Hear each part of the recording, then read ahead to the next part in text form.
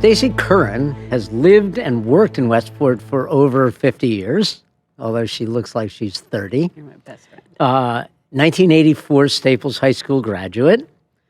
Her family's business was here for over 40 years, and so was her husband's family business. And Stacie's 4 children all went through the Westport schools. They're involved in sports, arts, and a lot of others. Stacie has been president of A Child's Place, chair of Westport's Special Education Group, a board member of MOCA, and an executive board member for PTA. She's also very active in service to people with disabilities, including Westport's Commission on Disabilities, since it was formed in 2017, the Remarkable Theater, since it was formed in 2019, and now she's a founder of Club 203.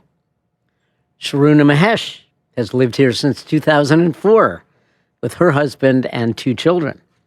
She too is very active in helping people with disabilities, including chair of Westport's Special Education PTA and vice president of Westport's Book Sale Ventures. So welcome, both of you. Thanks. Thank you. A little bit of background. How did you get involved in working with people with disabilities? So for me, it was once my son was diagnosed with autism back in 2006. So after that, we kind of figured I have to be involved. I have to take action to help him. And that's how I got involved. Started seeking out organizations, seeking out people, and that's how I met Stacie. A similar story. My son, who is now 21, diagnosed at an early age, and felt we have to be their bear and protector more than you do for all of your typical children. You have to be their voice. And I started seeing Sharuna everywhere I went in all of those meetings and lectures. And I think then we started serving on the Westport Special Ed PTA together and haven't been able to divide us since. Yes. So when you first started, what was the landscape like for people with disabilities? Was it pretty good, okay, a lot to do? Things had definitely changed since we were in attendance at Staples, Dan, where there was definitely more of an area that people with disabilities were kind of kept or taught. No, it was a special it was a wing section, exactly. Special wing. And there have been much more integration since then. Not enough. There's always room for more. There were these few programs when early on, which is why we met at all the same programs. So once we got involved with the PTA, then we started advocating for more programs with the Parks and Rec, continuing ed, and we got more. There were a few that were existing, but we got more. And I think, there's always room for improvement. So we just have to keep advocating. Well, what we struggled with, although the kids were being more integrated, was there was still so much, and is so much confidentiality and HIPAA protection that you couldn't get to know other parents and find out who the kids were with disabilities and reach out to those families. There was so much privacy and still shame, right? People who didn't want to share that their children had disabilities. So it was very difficult reaching others and getting the support, and everybody had to learn the system again from the ground up. So Sharuna and I really started with, let's maybe start a little email where if people want to log in, they could be connected to as much as we could put together. So how did you find them? How did you go out and find the parents? A lot of it was through the Special Ed PTA, and 2 parents from each school district sit on that board. And they knew 2 friends, and they told 2 friends, and it just was word of mouth. Wow. And creating events like the Community Fun Day, which we do every year, opened the community to come in. And we had over, 100 families come in. And so then started collecting emails slowly. And then, the more we did, people started reaching out to us. So I guess I should have asked this at the beginning. What are we talking about when we talk about people with disabilities? What's the range? What's the number of people we're talking about? And, who's in that community? I think consistency, as long as they've been tracking this since the beginning of time, it's probably 10% of our population. And while we open up all of our activities to a wide range of disabilities. It could be anything, Dan, right? People could be hearing impaired, visually impaired, physically, intellectually, autism, it goes on and on. So whoever's identifying or classifying themselves as special education or a person with disabilities, Yep. we're trying to include all and cut the labels and just open up everything to. And so it's physical disabilities, it's intellectual, Yes, things that we can see, things that we can't see. exactly. Yep, that's right. And what's and that's the right term, right? People with disabilities. Yes. What are some of the myths that you've had to sort of counter or fight against? If you fast forward now, I mean, there's a lot in the middle that we can go back and fill in, but fast forwarding now, we're trying to create more awareness, and employment is for everyone. Through the First Selectman's office, they launched this E for E, employment is for everyone, and we're trying to get all different businesses to employ adults with disabilities. And a lot of the myths there are people surrounded with anxiety and not really sure how to work alongside someone with a disability, and how uncomfortable is it, or my office isn't equipped for a wheelchair, and it's not all that wheelchair and what you think. Those are some myths that we're trying to break down, and once they do start working with an adult with disability, they say it's really not a big deal. It's just that unknown and the lack of communication and the anxiety. And I think that's right. So having being involved in the Westport bookshop, I've seen a couple of employees who were deemed unemployable, and now they're employed by the bookshop. And I've known a couple of these kids growing up. I've seen them grow up, and to see them work at the bookshop has been, it's just so satisfying to do what I'm doing there. So It will almost be life-changing for them to be able to be employed and interact with people, and not necessarily life-changing, but important for the people who interact with them.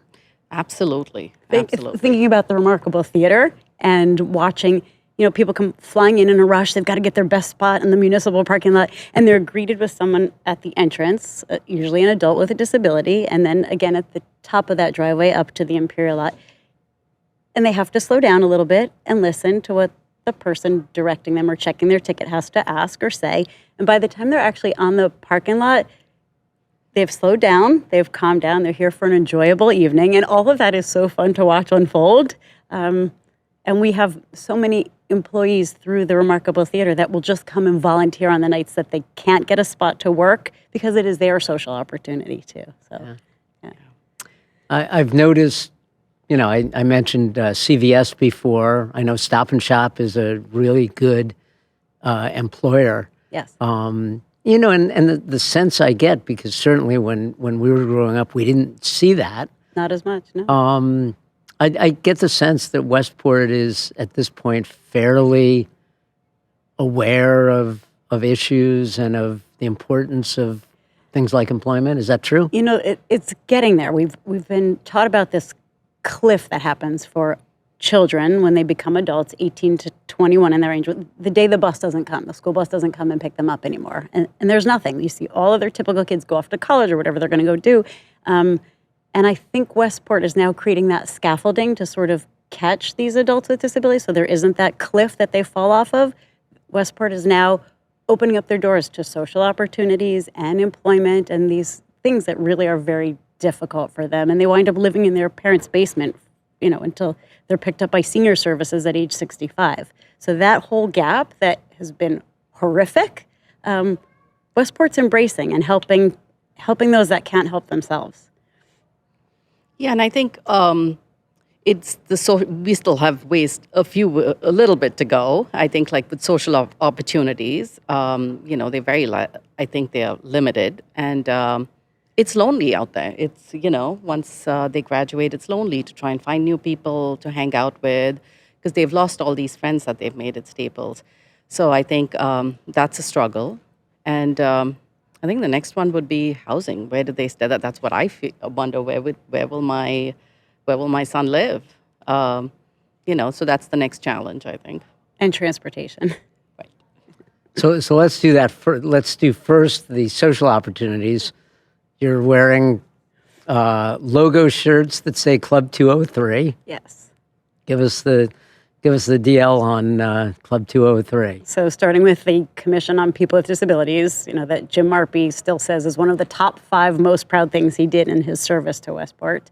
We were able to present through the commission the need for social opportunities for adults with disabilities, and the commission voted unanimously to let's go for it and help create this. So it was brought up to Jen Tooker in the Selectman's office, and the whole board unanimously supported what we wanted to do. And then Sharuna and I going out to different places in town, the Wakeman Town Farm and Mocha, and everyone that we said we'd like to launch this and have it at your facility, we were yes across the board. So if that doesn't scream Westport partnerships, it really was phenomenal. Dan, It's amazing. It's amazing how many people have opened their doors to Club 203. And the response we got, I mean, I think we were in tears that night. Oh my gosh, expecting 20 or 30, right. and get 120. Yeah. 120 people looking for a social opportunity. And came with their paperwork or help. Like, they just could not wait to come have, if that doesn't show what a need there is. Yeah. So what was the first event? The first event was at Mocha. It was a DJ dance party, and we had DJ Joe. He actually is a gentleman with Down syndrome and works. He's part of the STAR organization, and he is amazing. The energy that he brought to that first event was really great. I mean, some of the pictures really speak for themselves. And our third partner in crime, Catherine Sony, who's out teaching in California right now, she had her family and her sister-in-law, and they were stringing lights, and it was just such a great community effort. We asked every one of our friends to come help and volunteer, and there we were in the middle of Museum of Contemporary Art having this incredible mini bar mitzvah. And the next one for October is? At Remarkable Theater. It's going to be a big Halloween theme, trunk or treat, karaoke, movie clips, and rocking the house. And we're going to invite parents to stay, if they want to stay in the back of the lot, and also mix and mingle too, to get to know each other. Even though it is an adult party, that we're going to ask other adults to just hang out with us. Wow. We have a whole schedule for the year. Yeah. And you mentioned Remarkable Theater, which Yes. you've got the little baseball cap. You want to talk about that and the importance of that? And how remarkable that is, Yes. Dan. I mean, in the middle of COVID, when Doug Tarola decides, let's just transition from what we're doing to open an art house cinema in Westport to drop a giant screen on a municipal parking lot, and families showed up with couches, their living room furniture, all their families to watch videos when we couldn't interact and mingle. And here was a great opportunity to get out and do something. And we combined our mission to employ adults with disabilities. So they had something extra special to be out and doing and involved and engaged in community. And that has taken off. We're in the 3rd season of Remarkable Theater. Wow. The Porch at Christie's? Yes. Old Mill Grocery? Yes. 2 other places? Yes. Do you have anything to do with that, or have they come to you, or Oh are they gosh, doing it yes. They're going to independent? host one of our events. They are our March St. Patrick's Day event will be held at the Porch. Our first event, they baked a bunch of cookies from their Sweet Pea Bakery. Andrea's been a dynamo. Right. She's so supportive. She's at the bookshop. She's doing, helping us at the bookshop all the time. And it's great. Yeah.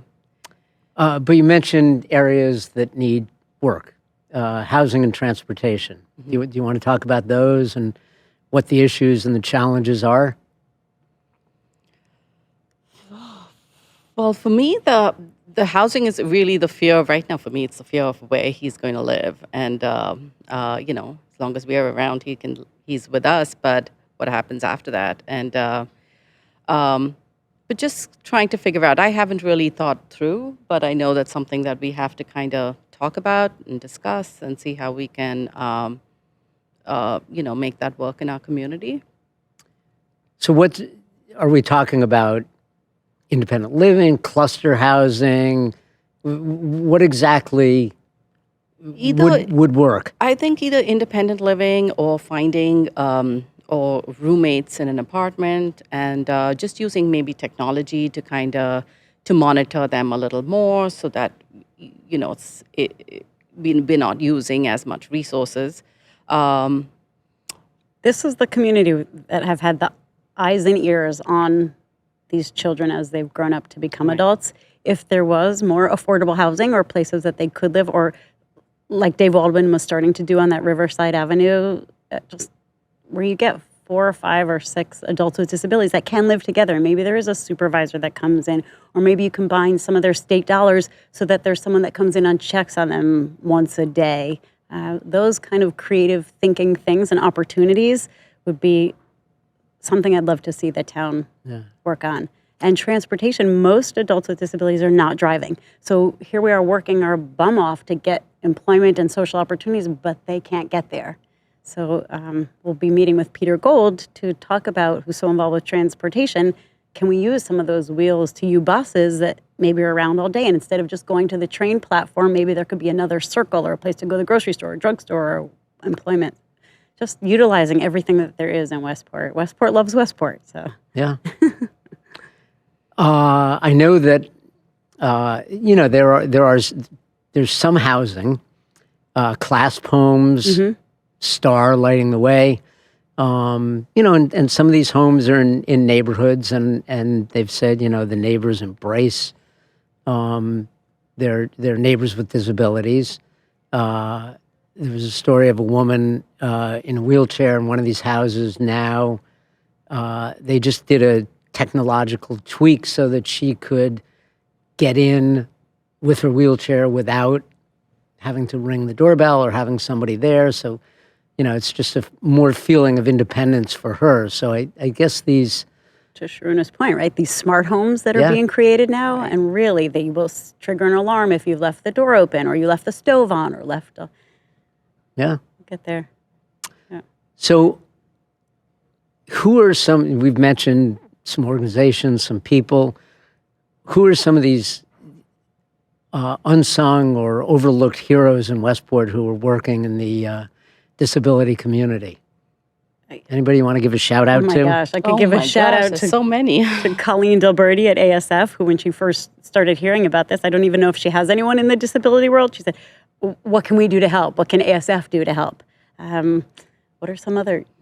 Bill Hammer at the Westport Library, because that's how the Westport Bookshop was born. When we've got these 2 amazing women who work with me at the bookshop, Jocelyn Barandian and Linda Hopper, who it's just amazing to see what they do for the disability community and have really nothing to do with disabilities. So it's great. And I have to say, it's all the volunteers, all the people who volunteer in Westport. And they volunteer for the Remarkable Theatre, for Club 203, for the Westport Bookshop. Without them, it's so difficult. We have over 50 volunteers at the bookshop, between the bookshop and the book donation center. And without them, it wouldn't be possible. And all our adults with disabilities, either at the Remarkable Theatre, Club 203, or the bookshop, have volunteers with them. And so, I just want to say thank you. Sure. Wait. Biggest shout out, Elaine Dano. I mean, she deserves our the greatest... director of human services. Oh, absolutely. Right. She's the one that hears and fields the phone calls all day long of the need for social opportunity, the need for employment, the need for housing. Right. And without her, we would not be here. Really.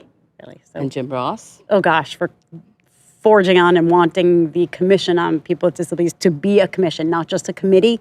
He was feeling so strongly about it. It needed roots and it needed legs and it needed to be part of our town charter. So, yes. So what does the commission do?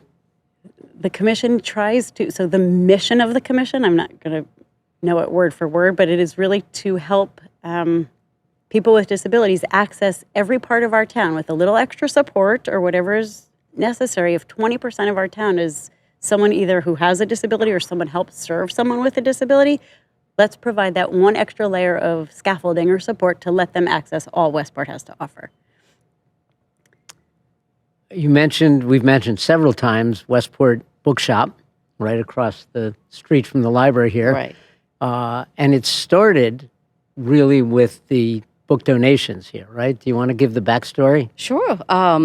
It actually the Westport Library book sales used to be run by the Friends of the Library here within the library, and then we have this book donation center, which is right outside the library. And the Westport Library then decided to spin off the book sale into a new nonprofit, which was known as Westport Book Sale Ventures. So the Westport Book Sale Ventures started running the Westport book sales. And a couple of years ago, we opened the Westport Bookshop, where we have about 10 employees, lots of volunteers. We're actually coming up on our second anniversary in January. And it's been really good. So our mission is to employ adults with disabilities and support the Westport Library. It's a win-win. A win-win. The state of Connecticut, too, is now starting to see how important these small initiatives are for employing adults with disabilities. And they're reciprocating in the form of offering some grant money. So that can be written for now as more businesses and entities start creating this with a mission to employ adults with disability. There is some dollars. I mean, right now, everything we do is volunteer-based, but let's hope. How about the schools? Where are the schools, pro and con? What are they doing well? What are they not doing so well? For us personally, just for our family, I think they're doing most everything very well. I think our schools are notorious for helping those at the very top and helping those that really struggle at the bottom. And you go into the PPTs and you have a team of people that care deeply about your child and serving the child in the best interest of the child. There weren't too many PPTs that we went into that it wasn't emotional of how lucky and supported we are here in town. There's always place for improvement. There's always people that have litigation and issues and aren't getting what they feel is right for their child, rightfully so. And I think as parents, we have to advocate. So we have to kind of, learn and ask for what we need for our child. And the more you advocate, the better you make the experience for your child. Mm-hmm. I know one of the most popular clubs at Staples is Best Buddies. Are you involved with them at all, or? Yes. When my children were at Staples, they were all involved in Best Buddies and brought Staples to another chapter. I mean, I think we got the Connecticut Chapter Award for Best Buddies a couple of years ago before COVID. When you have that peer mentor buddy next to each other, it's lovely until it's not there anymore. Yeah. Right? So some of it feels a little bit forced and part of a club and nice for a college resume, but are they calling when they come home? Are they calling to invite their buddy for lunch? Are they inviting them to a party? All of that is, you learn people want to be with like-minded people. Right. And I think those are the opportunities that Sharuna and I are trying to create. Yeah. At the end of the day, you want to find someone who thinks like you and has common interests and wants to just hold your hand and that sort of stuff. And that's why Club 203. Yeah. So. Without obviously, breaching confidentiality or anything like that, but are there any stories that stand out from your work with these young people? I don't want to use any names, but the joy and exuberance that was shared even from the first event and the emails and letters that came pouring and the appreciation afterward. Haven't seen my child so happy in a while. I'm sorry. Just a young boy saying, I'm so excited. I think I'm going to meet a girlfriend here who also has Down syndrome and likes sports and likes what I like to do and has straight eyebrows. I mean, that was it was phenomenal. Yeah. I think, a lot of people that night wanted to try the club because I think, they've been to various other opportunities. They came with the intention of trying the first night to see but they were all overwhelmed by what they saw. And by the end of the night, they were like, no, we want to join. How do we want to be here. This is great. So for me, that really said it. We did it right. At least that first There's night. There's a need. Yeah. And all we're doing is trying to fill the need. And Catherine, our third partner in crime, she's got a daughter that's 35 with disabilities, and she's from the city and California. She's been taking her daughter to Manhattan, to the JCC there, and they have a very robust program for adults with disabilities. And every week they circle what events she's going to go schlep to Manhattan to participate in. And this is what was modeled after that. And there's a need here in our tiny town. Yeah. So what's the need? When, if you've got people watching this podcast, they're inspired, they want to help. What's your Employment. message to them? Housing, transportation, social. I mean, those are the 4 areas that we're running into. So whatever, if you're an employer, think about any business around town. I learned from someone else who's working in Manhattan also doing this very same thing. If you ask all of your employees, tell me one job you don't like to do. I don't like to change the water cooler. I don't like to fill the paper clip jar. I don't like to change the garbage liner. You put all of those together, you've created a new job that you can give to someone else. And that's just one way of looking at things. I think they deserve equal opportunity to try any other job that they're capable of. Mm-hmm. So to any employer out there, give it a try, and we'll help you. Parents, kids, what can they do if they're not an employer? So I think as parents, if you have a young child and that child has a child with disabilities in their classroom, encourage them to go say hi. Encourage them to call them over to your house. I think that would be a great start. And help us volunteer. We've got a lot of opportunities in town. So, Thanks, Great. Dan. Anything I should have asked? Any final message you wanted? You've certainly spoken eloquently about the needs and the joys. Thank you so much for having us. yes, thank you. Really, I appreciate what you do and learn from every one of these podcasts. So thank you. Yes. Yeah, well, Thank you.